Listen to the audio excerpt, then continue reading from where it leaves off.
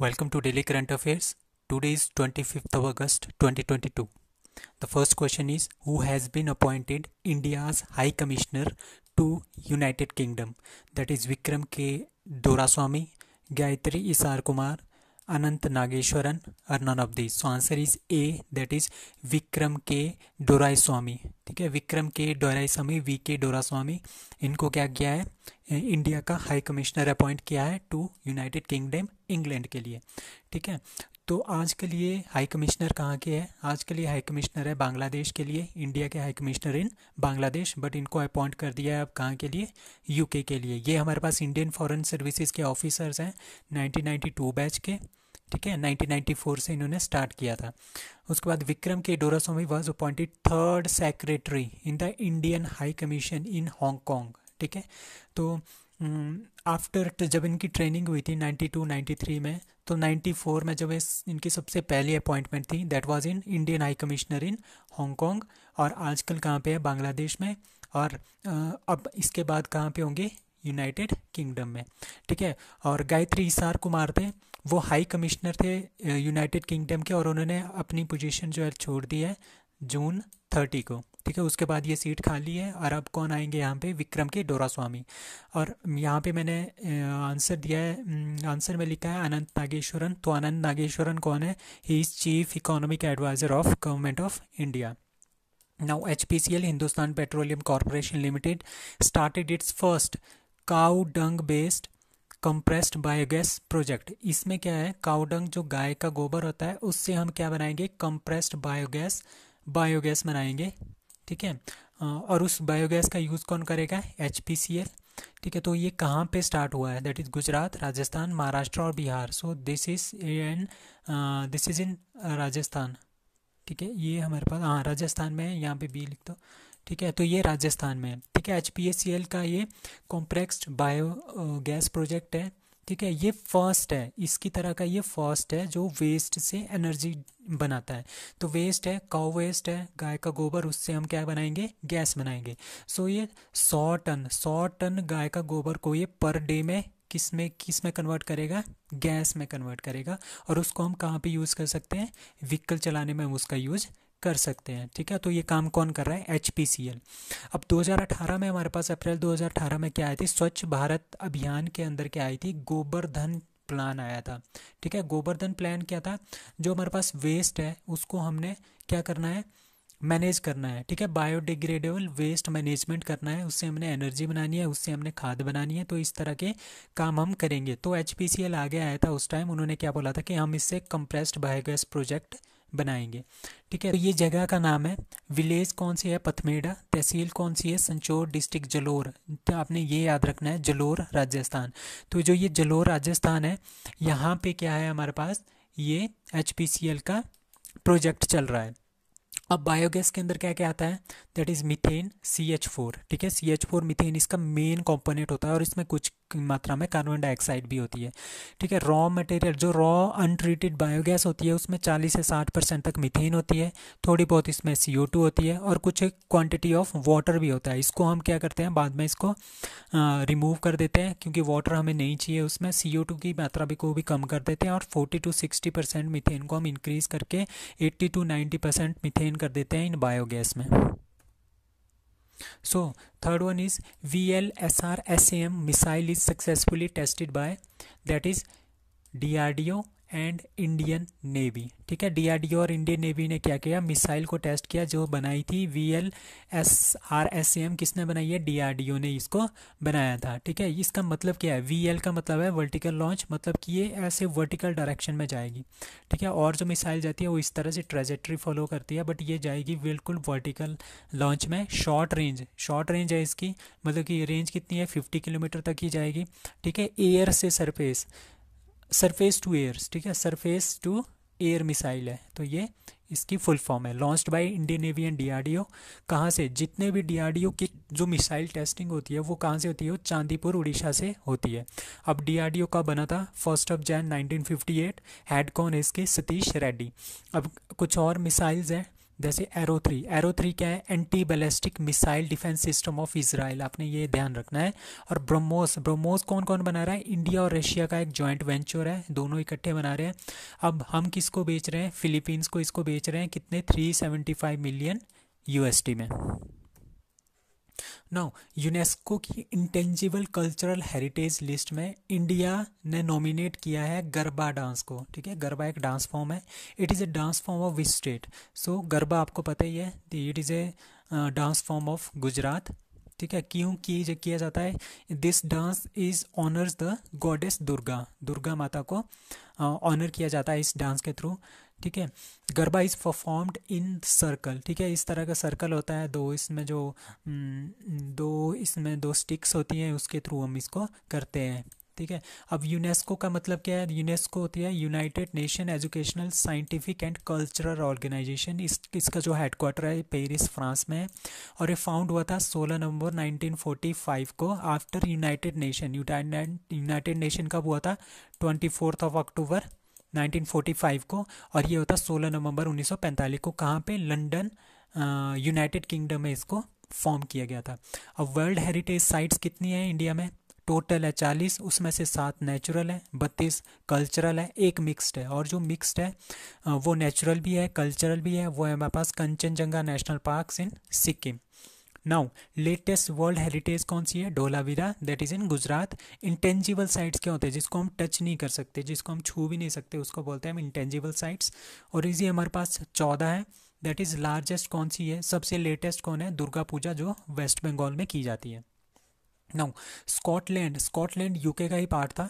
National museum, Scotland का एक national museum है, decided to return how many antiques artifacts back to India, 5, 9, 3 और 7, so answer is D, that is 7। तो हमने क्या किया था, जब इंडिया पे राज करते थे यूनाइटेड किंगडम वाले, ठीक है, तब ये पार्ट था, Scotland was the part of UK, ठीक है। नेशनल म्यूजियम इन्होंने खोला था, तो जितनी भी चीज़ें चुरा के लेके जाते थे वो वहाँ पे रखते थे नेशनल म्यूजियम में। तो स्कॉटलैंड क्या कर रहा है, ये 7 चीज़ें जो है इंडिया के ग्लासगो म्यूजियम में से वापस कर रहा है इंडिया को। इसमें से एक है stone door jamb stolen from Hindu temple in Uttar Pradesh, कौन सी सेंचुरी का है, 11वीं सेंचुरी का। ये जो होता है इसको बोलते हैं हम स्टोन डोर जैम, ठीक है। क्योंकि कहाँ से चुराया गया था, एक हिंदू टेम्पल था, कहाँ पे, उत्तर प्रदेश में, इन 11वीं सेंचुरी का था ये। और इंडो पर्शियन जो तलवार थी वो 14वीं सेंचुरी की है, वो भी इन्होंने चुराई थी, ये इस तरह की ये हमारे पास तलवार थी, ये भी इन्होंने चुराई थी इंडिया से। तो इन दोनों को कहाँ रखा था, ग्लासगो म्यूजियम में रखा हुआ था, दैट इज़ स्कॉटलैंड का नेशनल म्यूजियम। तो उन्होंने बोला कि हम इसको क्या करेंगे, वापस दे देंगे, ठीक है। तो इसका नाम है Kelvingrove art gallery and museum Scotland, in the presence of कौन थे वहाँ पे, इंडिया के जो हाई कमिश्नर हैं, ठीक है, वो उनका नाम है सुजीत घोष, वो भी वहाँ पे उस टाइम मौजूद थे। तो ये चीज़ें जो आप वापस कर रहे हैं, ये 2 चीज़ें हैं, प्लस 5 ऐसी और चीज़ें हैं एंटीक पिक जो कि इंडिया को वापस कर रहे हैं। तो टोटल कितनी दे रहे हैं, 7 एंटिक्स जो आर्टिफैक्ट्स हैं वो वापस दे रहे हैं इंडिया को। ना ओम बिरला है वो हमारे पास लोकसभा के स्पीकर हैं, ठीक है। Is going to unveil the statue of Swami Vivekananda and freedom fighter Pandurang Khankhoje, ठीक है। पांडुरंग खान खोजे क्या थे, फ्रीडम फाइटर थे, एंड स्वामी विवेकानंद, इन दोनों की जो स्टैचू है वो कौन सी कंट्री में अनवील कर रहे हैं, that is Sweden, Canada, Mexico और USA. So answer is Mexico, D, ठीक है। स्वामी विवेकानंद का बर्थडे कब होता है, 12 जनवरी को, उस दिन नेशनल यूथ डे मनाते हैं। एंड पांडुरंग कौन है, पांडुरंग हमारे पास फ्रीडम फाइटर थे, कहाँ से, महाराष्ट्र से, वर्धा महाराष्ट्र से, काफ़ी इंपॉर्टेंट क्वेश्चन है। He was the one of the founder member of Ghadar party के, एक वो फाउंडर थे लाला हरदयाल सिंह के साथ और सोहन सिंह के साथ, जो है ये भी पांडुरंग भी वहाँ पे मौजूद थे, जिन्होंने गदर पार्टी बनाई थी। He was very influenced by the Mexico revolt, so Mexico में जो रिवोल्ट हुआ था उसमें ये काफ़ी ज़्यादा इन्फ्लुएंस हुए थे उससे। अब क्या हुआ तो जो खान खोजे जो पांडुरंग खान खोजे थे, वो क्या हुआ, सेंट टू मैक्सिको चले गए थे। He was appointed the professor, उनको प्रोफेसर अपॉइंट किया था national school of agriculture in Chapingo. National school of agriculture in Chapingo जो कि मैक्सिको में है, वहाँ पे ये प्रोफेसर एज ए प्रोफेसर काम कर रहे थे। ठीक है, उसके बाद क्या हुआ, वहाँ के रेवोल्यूशनरीज थे, उनके साथ उनकी क्या होगी, फ्रेंडशिप होगी। उसके बाद क्या हुआ, उन्होंने क्या कर दिया, he dedicated himself to the Mexican, ठीक है, and start studying about cultivation of new variety of high yielding corn wheat. ठीक है, मतलब कि खेती बाड़ी में इन्होंने क्या कर दिया, ज़्यादा से ज़्यादा रिसर्च करना स्टार्ट कर दिया। ठीक है, और ड्रॉट एंड डिजीज़ रेजिस्टेंट, मतलब कि जो सूखा पड़ने पे या फिर वहाँ पे जो ज़्यादा बीमारियाँ ना लगे, इस तरह की वैरायटी पे काम करना उन्होंने स्टार्ट कर दिया। और उनकी एफर्ट की वजह से ही वहाँ पे क्या आ गया, ग्रीन रेवोल्यूशन आ गया मैक्सिको में। तो उसी को याद करने के लिए पांडुरंग और स्वामी विवेकानंद दोनों की मूर्तियां कहाँ पे अनवील हो रही हैं, that is in Mexico. Now Adani group owned dash dash acquires 29.18 stake in NDTV. ठीक है, कौन कौन है, आरआरपीआर, एसीसी, वीसीपीएल और एएमजी मीडिया नेटवर्क। सो आपने याद रखना है, एएमजी मीडिया नेटवर्क किसकी है, ये अडानी ग्रुप की है। इन्होंने क्या खरीदा है, शेयर खरीदा है एनडीटीवी में 29.18%। तो हम सबसे पहले करेंगे, ठीक है, जो ये एनडीटीवी है ये बेसिकली किसका है, ये है राधिका रॉय और प्रणय रॉय का। ठीक है, ये दोनों हस्बैंड वाइफ है। राधिका रॉय के पास 16.32% है और प्रणय रॉय के पास 16% के आसपास है। ठीक है, तो इनके पास टोटल 32% जो है शेयर है एनडीटीवी का। और इन्हीं की एक कंपनी है दैट इज आरआरपीआर। ठीक है, आरआरपीएल का कितना है, 29.18% नाउ। ठीक है, तो ये इन्हीं की कंपनी है, तो इनके पास ये टोटल था, ये शेयर जो सारा का सारा इनके पास था। अब जो ये आरआरपीआर है, जो इनकी कंपनी है राधिका रॉय और प्रणय रॉय की जो कंपनी है, राधिका रॉय प्रणय रॉय, इसका मतलब ये राधिका रॉय और प्रणय रॉय है। ठीक है, इन दोनों की ये जो कंपनी है, इसके पास क्या हुआ, 29.18% है। इन्होंने क्या किया था, इन्होंने लोन लिया था।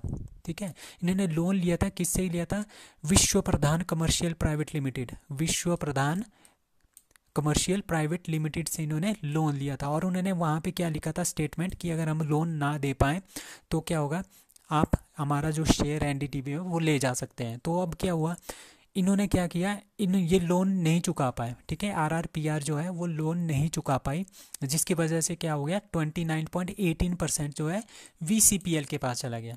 ठीक है, इनके पास चला गया वीसीपीएल के पास। अब जो वीसीपीएल है, इसको किसने खरीद लिया, इसको खरीदा एएमजी ने।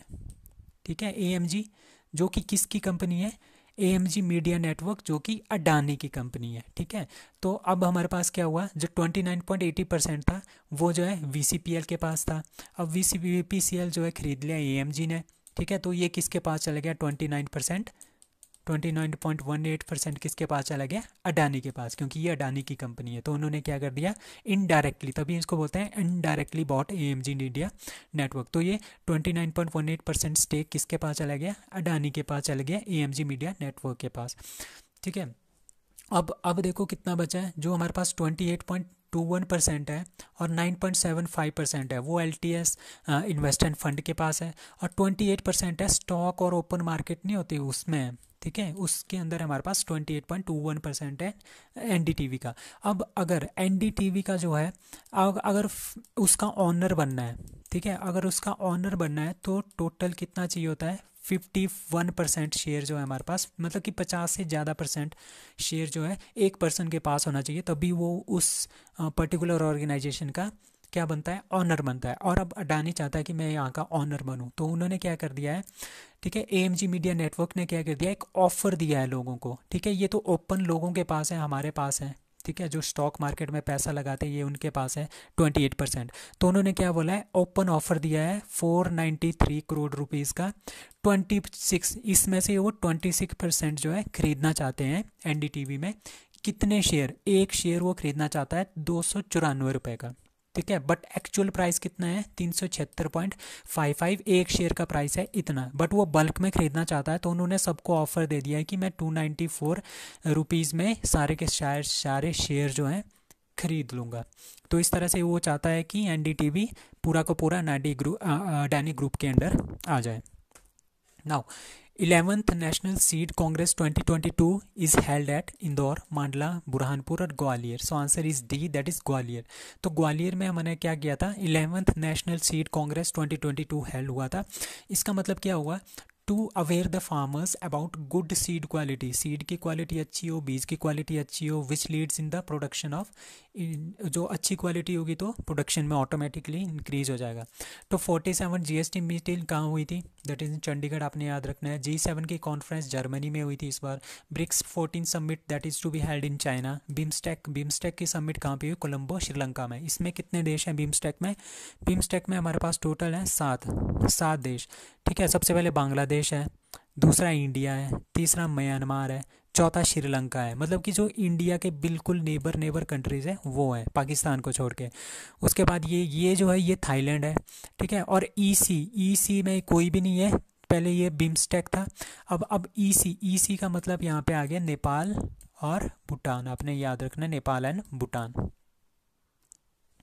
तो उल्ची फ्रीडम शील्ड एक जॉइंट मिलिट्री डील है यूएसए के साथ, किसकी, साउथ कोरिया की। अब साउथ कोरिया और नॉर्थ कोरिया देखो यहाँ पे है, ये नॉर्थ कोरिया है, ये साउथ कोरिया 38 चैनल डिग्री से ये सेपरेट होते हैं, आपने ये ध्यान रखना है, ठीक है। तो नॉर्थ कोरिया साउथ कोरिया के बीच में यहाँ पे वो है पागल सुल्तान, क्या नाम है उसका, हाँ यहाँ का जो राजा है वो इनके साथ नहीं बनती है, तो ये मिसाइलें वगैरह यहाँ से डालते रहते हैं। तो मतलब कि इंडिया और पाकिस्तान की ज़रा सल्यूशन, इनके बीच में थोड़ी सी टसल चलती रहती है आपस में। तो उससे करने के लिए क्या किया, उन्होंने एक उल्ची फ्रीडम शील्ड जो है एक जॉइंट मिलिट्री डील स्टार्ट कर दी है। तो साउथ कोरियन प्रेसिडेंट कौन है, यून सुक योल, ठीक है। यूएसए के प्रेसिडेंट कौन है, जो बाइडन। एशियन डेवलपमेंट बैंक जो है going to provide 96.3 million loan to improve the water supply in Himachal Pradesh. तो आपने एशियन डेवलपमेंट बैंक जहाँ पे भी वाटर सप्लाई का आ जाए तो वो कहाँ के लिए होगा, हिमाचल प्रदेश के लिए होगा। दैट इज़ 96.3 मिलियन डॉलर, और वो कितना बनता है, 769 करोड़ रुपीज़, ठीक है। कितने होंगे, 75,800 हाउस होल्ड जो है कनेक्ट होंगे पानी के साथ, ठीक है। अनइंटरप्टेड पावर सप्लाई होगी 3,70,000 रेजिडेंट्स के लिए अक्रॉस 10 डिस्ट्रिक्ट में ये चलेगा। टोटल 12 डिस्ट्रिक्ट है बट ये 10 डिस्ट्रिक्ट में चलेगा। The Asian development bank project will connect इतने, ठीक है। तो the project aims to the connect, कितने बनाएगा, 48 जो है अंडरग्राउंड वेल बनाएंगे, कुएँ, 80 सरफेस वाटर इनटेक फैसिलिटीज़ होगी, ठीक है। 109 क्या होगी, वाटर के ट्रीटमेंट के लिए प्लांट्स लगेंगे, प्योरिटी के लिए उनको प्यूरीफाई करने के लिए 117 पंपिंग स्टेशन होंगे, 3,000 किलोमीटर की वाटर डिस्ट्रीब्यूशन पाइपलाइन भी बिछाएंगे। अब एशियन डेवलपमेंट बैंक जो है वो 19 दिसंबर 1966 में बना था, और इसका जो हेडक्वार्टर है दैट इज़ मैंडालियोंग, मनीला, फिलीपींस में है, ठीक है। और इसके जो हेड ऑफिस, इसके जो ऑफिसेज हैं, फील्ड ऑफिसेज, वो 31 है अराउंड द वर्ल्ड, और इसके मेंबरशिप कंट्रीज़ कितनी है, 68। और इसमें जो एशियन डेवलपमेंट बैंक है इसमें 4 देश सबसे ज़्यादा है जिनकी सबसे ज़्यादा इसमें शेयर्स हैं। सबसे पहले जापान और अमेरिका की सबसे ज़्यादा है, फिर चाइना के हैं, और फिर इंडिया के इसमें सबसे ज़्यादा शेयर है। तो ये काम करती है एशियन डेवलपमेंट बैंक, एशिया में ही काम करेगा, ठीक है। और ये किसकी तरह काम करता है, वर्ल्ड बैंक की तरह ये लोन प्रोवाइड करता है।